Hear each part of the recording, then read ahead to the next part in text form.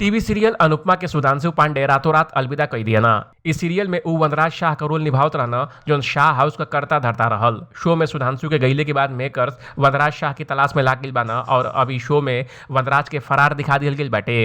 अब तक social media पर कई एक्टर्स का नाम आयल रहल जो वनराज के रोल में फिट बैठी हाँ। इतना ही नहीं, पंकज ठक्कर के नाम पर भी दावा कल जात रहल कि मेकर्स उनके अप्रोच कैले बाना और उनके साथ ही रौनित राय के नाम पर भी चर्चा रहल। उहे अब रौनित अनुपमा में एंट्री लेले पर चुप्पी तोड़ले बाना। दरअसल टीवी सीरियल अनुपमा में रौनित राय का नाम वनराज खातिर लिहल जात रहल है।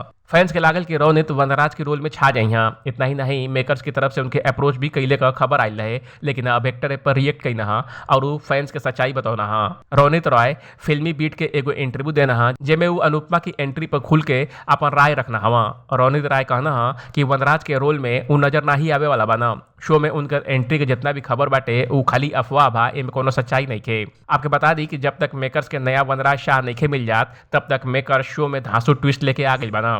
अनुपमा में वनराज शाह के फरार दिखा दिल गई बा। लेटेस्ट एपिसोड में देखे के मिलल रहल कि शाह हाउस में कुछ लोग गुंडा के साथ घुस जाता ना और खुलासा कर देना कि वनराज शाह करोड़ों रुपया लेके फरार हो गई बना। ये सब सुन के सब लोग हैरान हो जाता। अब कहानी में तोसू नया ट्विस्ट ले यहाँ। तोसू वनराज का गद्दी हड़प ले बाना और शाह हाउस का करता धरता बन गई बना। ये अपडेट पर आपका क्या कहे कमेंट कर हमको जरूर बताई। बाकी अपडेट के लिए देखत रही ABV भोजपुरिया।